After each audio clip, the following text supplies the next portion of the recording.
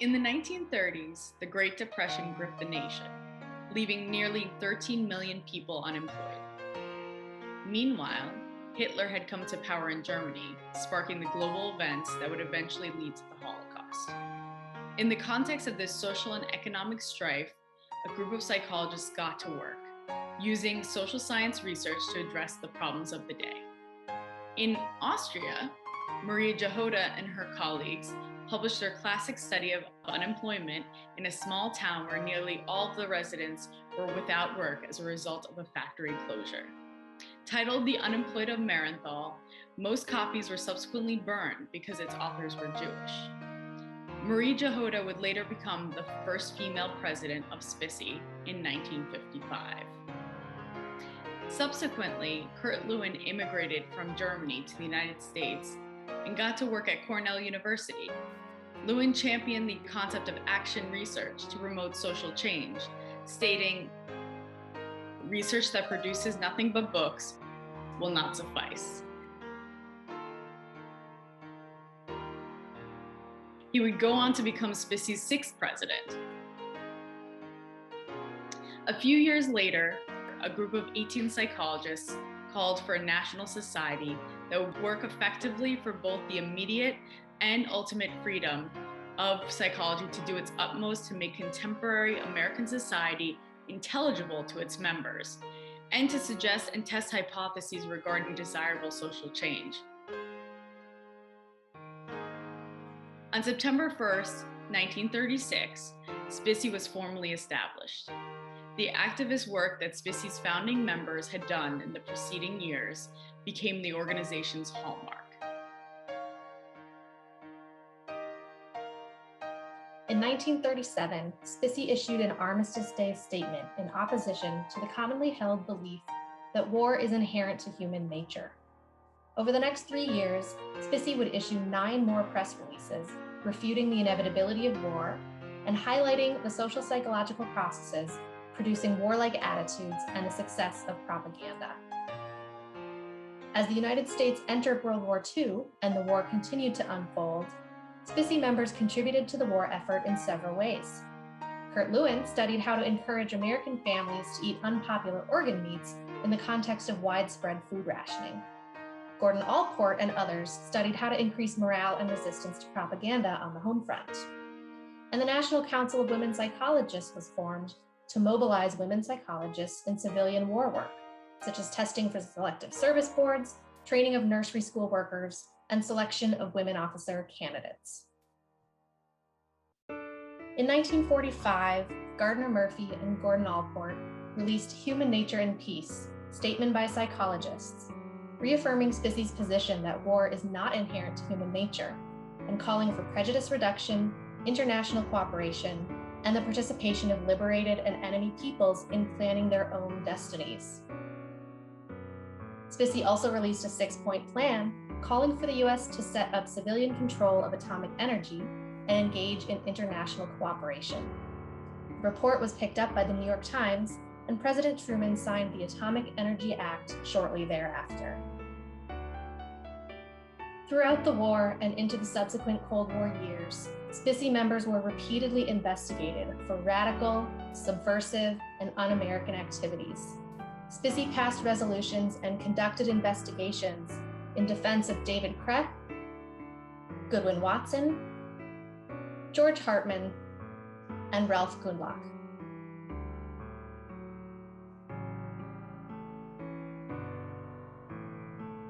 In 1944, Ruth Benedict and Jean Weltfish published a booklet refuting innate racial differences in intelligence.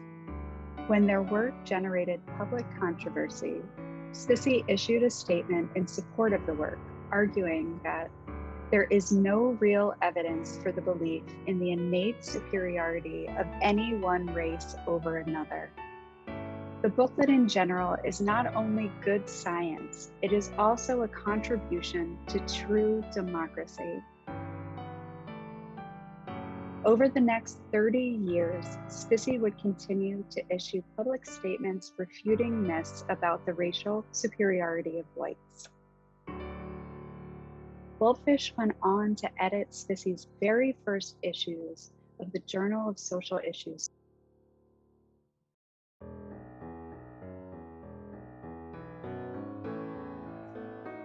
In 1950, Kenneth B. Clark wrote a report for the White House synthesizing research on the effects of racial segregation on children's personality development, including the groundbreaking work he had done with psychologist Mamie Clark. A few years later, their research would play a critical role in the Supreme Court's decision to end school segregation in Brown versus the Board of Education. In March 1962, under the mounting threat of nuclear war, SPSSI sent a petition to President Kennedy and to Soviet Premier Khrushchev, advocating the non-resumption of atmospheric testing.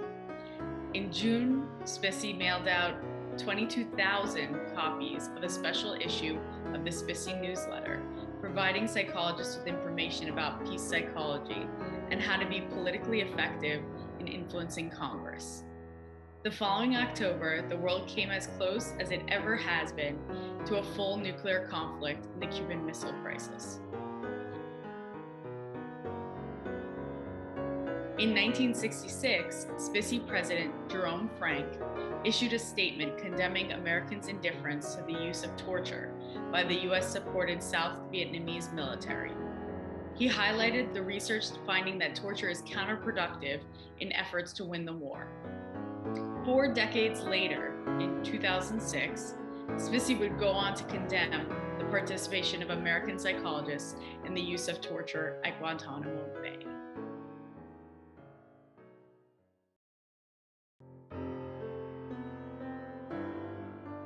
In 1967, SPSSI invited Martin Luther King Jr. to address psychologists at the APA annual convention. Against SPSSI's objections, APA provided a small room for the event, believing that no one would attend. In the end, 5,000 people appeared to hear Dr. King speak, and he received 2 standing ovations. Between 1967 and 1970, SPSSI supported the quick response of social scientists to civil rights activities by awarding 15 grants totaling almost $3,000. SPSSI President Robert Chin also led efforts to coordinate a network of 63 psychologists to offer expert testimony as part of the NAACP's program against de facto segregation of the public schools.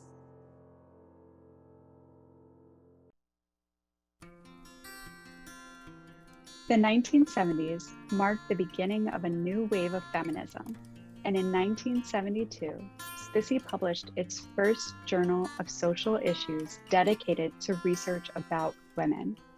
A few years later, in 1977, SPSSI launched the Task Force on Sexual Orientation to oppose the hate campaign that often exploits the language of social science in order to attack civil liberties on the basis of sexual orientation.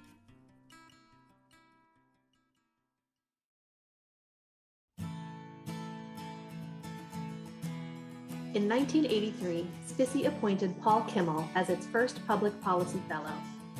During his 3-year term, Kimmel focused on a campaign to establish legislation for a United States Peace Academy.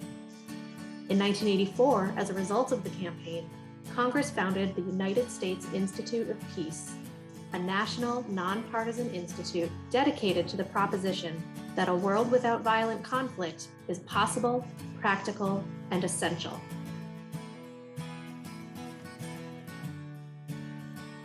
SPSSI renewed its commitment to international matters when Michelle Wittig mobilized her colleagues to protest apartheid in South Africa. They organized a vigil with Trans Africa in front of the South African embassy, circulated petitions during the APA convention, and sponsored a series of fellowships for South Africans who were studying psychology to come to the United States. In 2003, Wittig would later be part of a group of SPSSI members, along with the then SPSSI president James Jones, to visit post-apartheid South Africa. The following year, in 1987, SPSSI gained NGO status at the United Nations as an observer. Hedwin Neymar, SPSSI's first main representative at the UN, was committed to ensuring that UN staff were exposed to relevant social science research, a mandate that continues to this day.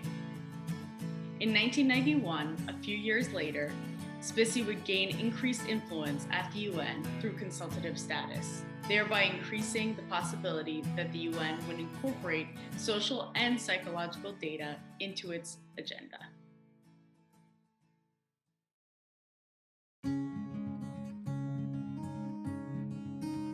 In the late 1980s, Susan Fiske presented psychological research on gender stereotyping that played a key role in the Supreme Court's decision in Price Waterhouse versus Hopkins. This was the first time psychological evidence on gender stereotyping was used by the Supreme Court. This case redefined sex discrimination in American law and remains the law of the land to this day. During this period, Jean Borghita also presented expert testimony in a variety of high-profile sex discrimination and sexual harassment cases. One of these cases was Jensen versus Eveleth Taconite, the first ever class action sexual harassment lawsuit in the United States. After years of litigation, the plaintiffs eventually settled with Eveleth Mines for millions of dollars. The case was later turned into a blockbuster film.